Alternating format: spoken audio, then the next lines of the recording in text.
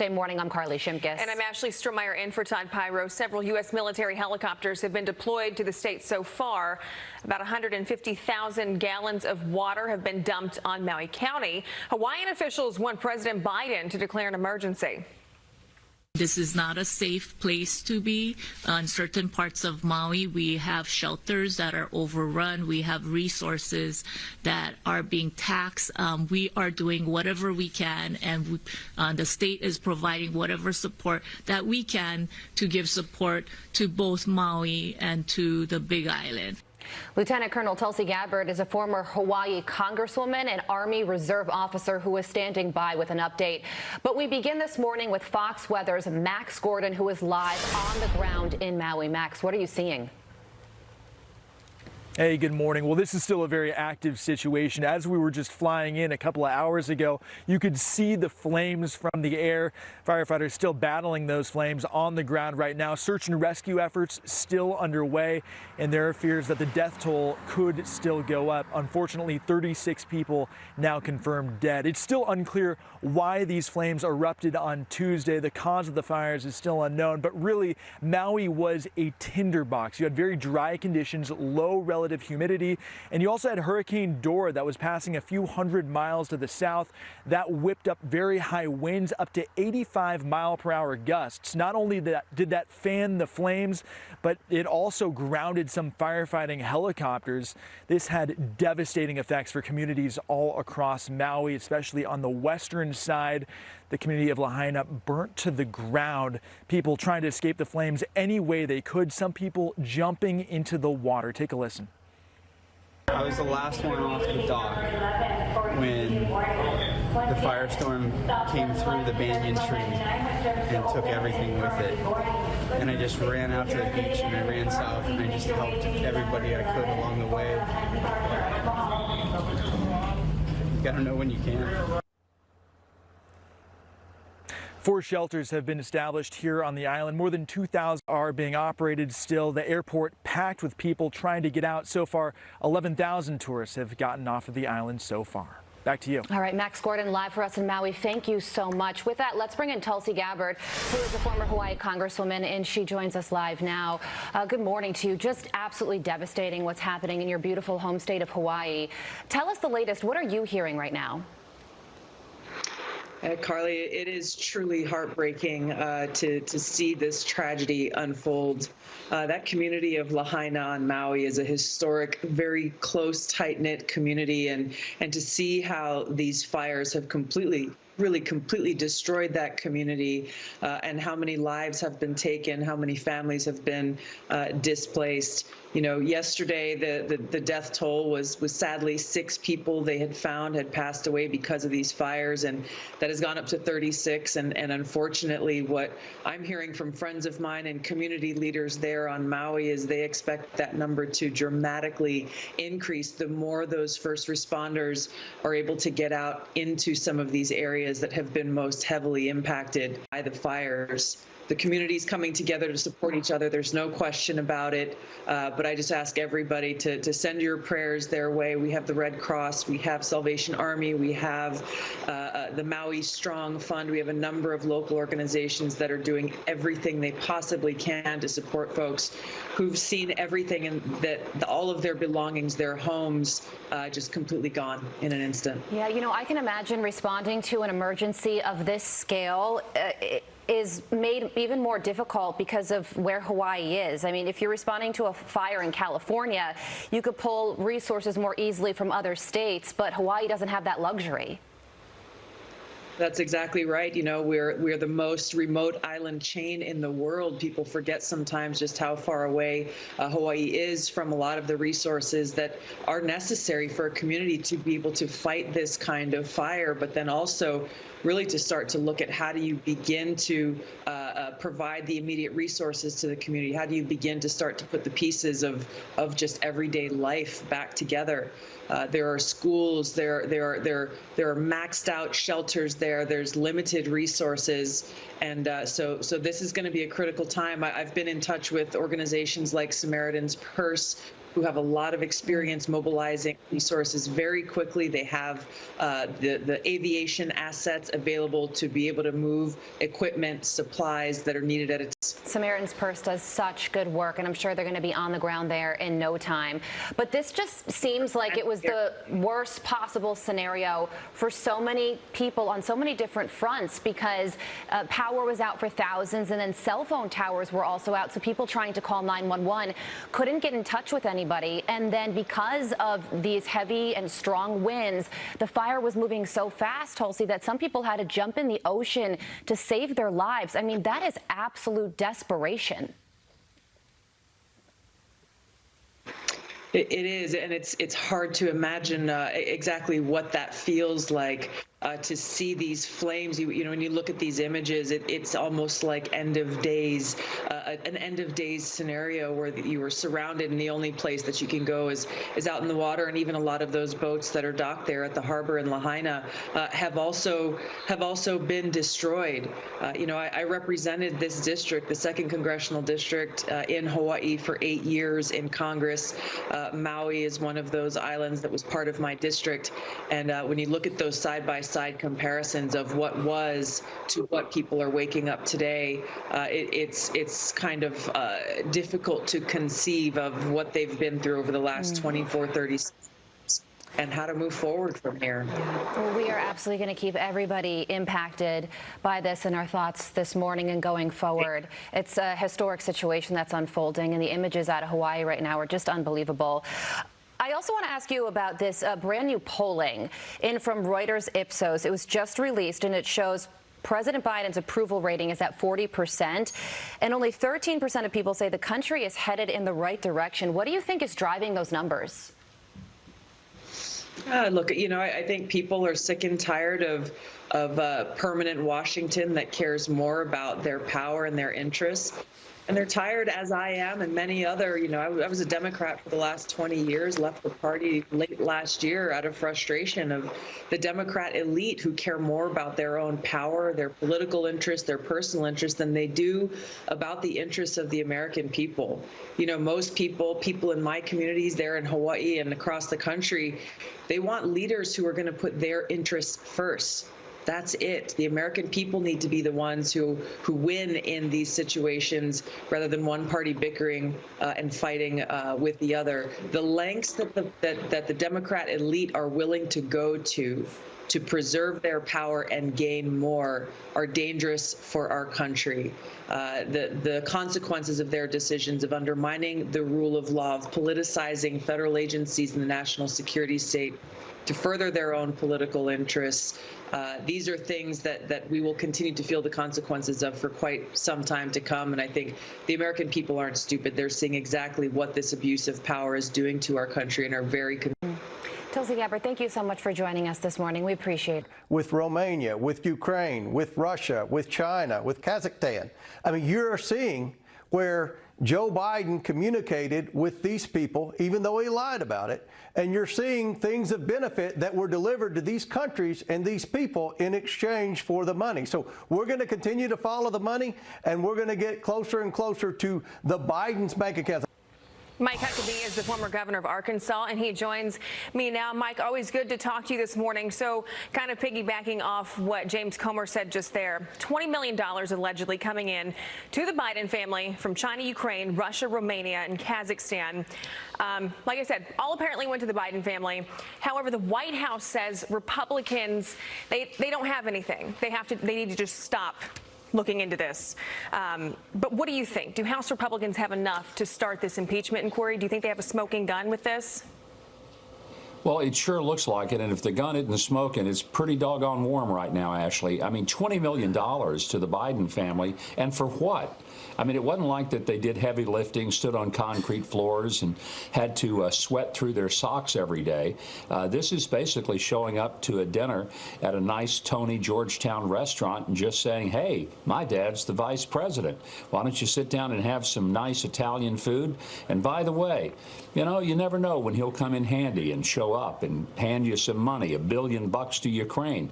The whole thing is just stunning, but I find the most perplexing part of it is why aren't there members of the press? There are a few, Peter Doocy among them, but for the most part, they just turn their heads and say, there's nothing to see here, let's move on. It looks like the scene from Naked Gun when Leslie Nelson stands in front of an exploding building and tells the crowd, move on, there's nothing to see. There's a whole lot to see, and yes, they do need to dig into it deeper, and maybe someday both Democrats and the press, which are the same, will start paying attention. You know, I think the last time I spoke to you a couple of months ago, I said it's only a matter of time before the media is going to have to start paying attention to this and talking about it, because it's making them look bad that they're blatantly ignoring this. And just because Joe Biden says, no, I have nothing to do with it, I was never on speakerphone, those are bad questions, doesn't mean it didn't happen. But we do need to turn gears to this. Nearly 900 U.S. school districts are shifting to a 4-day school week this upcoming school year. So from 2019 to 2022, math scores, they're down 5 points for 4th graders and 8 points for 8th graders. So is this really the time to be moving from 5-day school weeks to 4? It may not be bad. We don't know. I mean, I think these schools are taking a chance, but, you know, let it play out. I would like to think that schools would be very cautious and spot basis and not put their whole districts in it. It also presents some real challenges to parents, because many parents are sort of building their own work week around the fact their kids are in school Monday through Friday. If they're not in school on Monday, that presents some problems. Now, the schools are saying they will pay child care or make it available for like $30 a day, so that may help some parents. But, you know, I don't want to be critical, because maybe there's some value in it to give kids a more concentrated school week. But the thing that is most troubling is that what COVID did to the kids of America is inexcusable, unforgivable, and it has lasting impact that we may never seriously recover from. Yeah, I think one of the main issues that people think about this, I think you are right in the aspect that, you know, maybe a shorter week may help drive their attention span up a little more. But I know in school districts in Independence, I think it was in Missouri, or at least one of the school districts in Missouri, they were going to add on 35 minutes to the days Tuesday through Friday to try and make up for some lost time that they're not doing on Monday. But the issue is, where are these kids going to go if they don't have childcare or their parents have to go to work? It makes me nervous that they're just going to be out on the streets, you know, getting into trouble. And you know, we see that type of thing. Is that Very much, Ashley, and quite frankly, it would be different if they said, look, Mondays are going to be a day we're going to focus on art, we're going to focus on music, we're going to focus on theater, we're going to help kids to have some activities that will maybe stimulate the rest of their learning, but they're basically going to take the day off. If districts don't do what they're going to do in Independence, which is offer some form of child care for a very affordable price, then I think it's really problematic, especially for parents who are barely making ends meet as it is. You've got a single mom and she's working a couple of jobs. How's she going to pay for that? Exactly. Well, she probably can't. And that's a problem. It's just going to be more strain. $12 billion. Billion with a B. Cheryl Cosoni from our sister network Fox Business is here with more. That is a lot of money. Housing and services, you know, New York, sanctuary city. Well, it's going to be expensive for New York City taxpayers, to be clear here. So apparently this morning, Tom Perez, who is a top White House aide, is going to be coming to meet with Mayor Adams. That is the report in the New York Post anyway. But look, I'll tell you, and I'll show you the Post right now. It says Biden finally setting top aide to meet with Mayor Adams in NYC as the crisis and that price tag hits $12 billion. What's interesting here is that, you know, the city has been, as we know, overrun with these migrants. At this point, there's 57,000 now. He's saying there's going to be 100,000. $9.8 million a day the city is spending, $3.6 billion a year. Now let's go over to Massachusetts, where they're having a state of emergency now because of the migrant crisis. You've got the Lieutenant Governor Driscoll in Massachusetts asking, she's flat out going out and saying, open up your home to migrants. Watch this. We're calling on everyone in Massachusetts to come together, help us meet this moment in our state, and offer a helping hand. Most importantly, if you have an extra room or suite in your home, please consider hosting a family. Safe housing and shelter is our most pressing need. Yeah, so, okay, and then obviously, you know, Martha's Vineyard overrun. Really quick, I want to say, Lady Gaga's dad, Mr. Geraldo, he lives in my neighborhood. I'm going to be clear, Upper West Side. He is furious about what's happening. These migrants are now partying in the streets on the Upper West Side from like 10 p.m. to 4 a.m., catcalling, prostitution. Whoa. Yeah, he's got a restaurant there. Yeah. He lives there. He raised Lady Gaga in our neighborhood, the Upper West Side. He said, if it was like this when my girls were growing up, I would not be living in New York. And he's really, really pushing the mayor, the city council. They formed a commission. He's been on Fox News. He's not the only one who feels like that. No, we are going to switch to this. Bernie Sanders. Let's talk about him. Oh, this is something else. Yeah, so basically it's now being reported that he funneled $200,000 in campaign money to his wife and his stepson's nonprofit institution. This is according to records. You know, I guess it's okay for him to do it, but it's not okay for others at the end of the day. But a lot of eyebrows are being raised about this particular issue. Yes. Oh, yeah, bingo. Okay, also, let's talk about this Target lawsuit. Well, this is interesting. So this is Stephen Miller's organization. It's his group. They're suing Target over those pride displays. We've talked about this. Look, shareholder lawsuits. I mean, look, if you're going to actually hurt the bottom line because of DEI, diversity, equity, inclusion, well, you might have lawsuits on your hands. Well, that's going to happen. Basically, here is what the lawsuit says in part. Target Corporation betrayed both Target's core customer base of working families and its investors by making false and misleading statements concerning Target's environmental, social, and governance and diversity, equity, inclusion mandates. These false and misleading statements caused Target shareholders to unknowingly support the board and management in their misuse of investor funds. I could go on and on about the story, but I won't. Let's look at the Target losses, by the way. Their market cap before they launched that Pride collection was $74 billion. Now they're at $60.3 billion. This is not the last. This is the first of many companies I'm going to probably be coming on the show and talking about that are getting sued by their shareholders, investors, pension funds, teachers' pension funds that have investments in these stocks. And then they're getting hit. That's what's going on in Florida. DeSantis was saying that about either Target or Bud Light, one of them. It was the same thing, and it was about, again, it was the pension funds. Exactly. Don't mess with my pension. No. Interesting angle to this one, Cheryl. This is not the last time I'm going to talk about this. Thank you so much for joining us. Thanks, Cheryl. All right, President Biden is out west on a climate change tour, and here's some of his message to the country. Unless you make more than $400,000 a year, your federal taxes aren't going to go up a single penny. I hibernated in a while. I was a flanker back. I'm glad I didn't have you on the other side as a tight end. The whispers, and that was all one speech. Joined one of the debate moderators, Bret Baier, on Special Report last night, where he took a swipe at Donald Trump. It shows his complete lack of respect for Republican voters. Because he won the nomination twice, that it's his. And he thinks that these numbers actually mean they approve of what he did, when in essence it's just that he's the best known person in the race. And so if he doesn't show up 2 weeks from tonight, what it will show once again is what he showed throughout his presidency, was a complete disrespect for the people. And Ron DeSantis joins Vivek Ramaswamy as the only Republican candidate to sign that GOP loyalty pledge to support the eventual nominee, tweeting, quote, "See you in Milwaukee." And Ron DeSantis released the following campaign ad touting his prior military service as a Navy lawyer.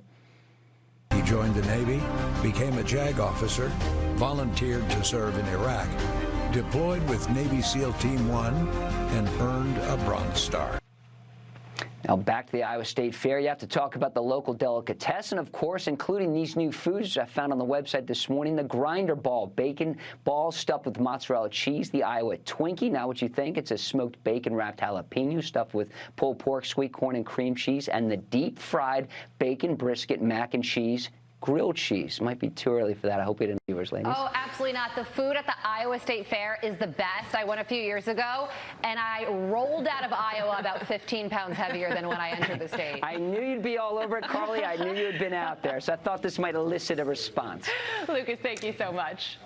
All right, Republican presidential candidate Mike Pence is being mocked on social media. He's being accused of pretending to pump gas in this new political ad. Remember $2 a gallon gas? I do. And then Joe Biden became president of the United States and launched his war on energy. Since that time, gasoline prices are up 60%. Electricity prices are up 25%. Comedian Rob Schneider says, how can this dipstick fix our energy independence when he can't even push the button that chooses which octane gas he wants? Oh, no.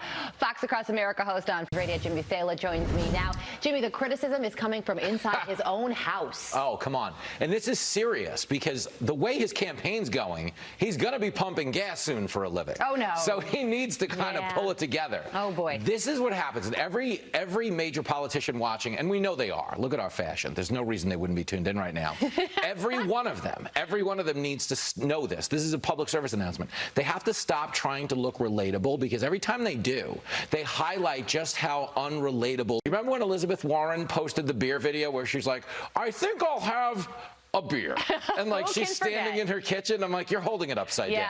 I think there should be an unwritten rule in politics where you just shouldn't eat on camera either, because de Blasio cutting the pizza with a fork. It's so true. And you shouldn't mention ethnic dishes. Do you remember when Joe Biden called San Antonio voters breakfast tacos? Yeah. And then doubled down by calling their precious bodegas Bogotas. Not great. Just get out of the room. Yeah. Stop it. Okay, so from Mike Pence to President Biden, he was in New Mexico yesterday, gave a big speech about climate change. Things went a little off script. Listen to this.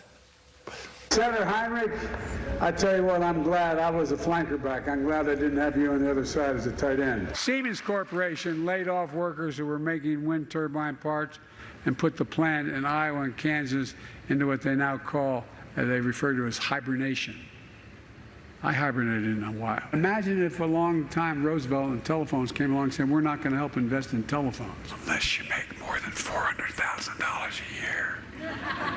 Your federal taxes aren't going to go up a single penny. The problem was too many people are working, making too much money. That's not the problem. Like, if that guy was going to watch your kids, like you were running to the store, you wouldn't leave your kids with that guy. No. But we're going to leave our country with that guy? Oh, wow. Just randomly whispering. When we were a little kid, we had this bear. It was called Teddy Ruxpin, and it came with cassettes, and they would, like, tell you bear stories. But if you were, like, a rowdy kid, you'd put, like, Metallica tapes in it, and the bear would, like, kind of wig out.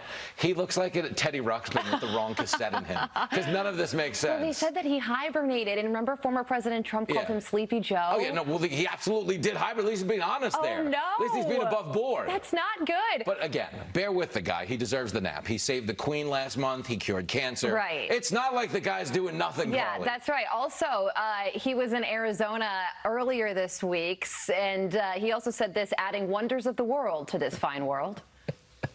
The Grand Canyon, one of the Earth's 9 wonders of the world. Literally. Think of that. You know, it's amazing. An enduring symbol of America to the entire world. As a matter of fact, I said 9.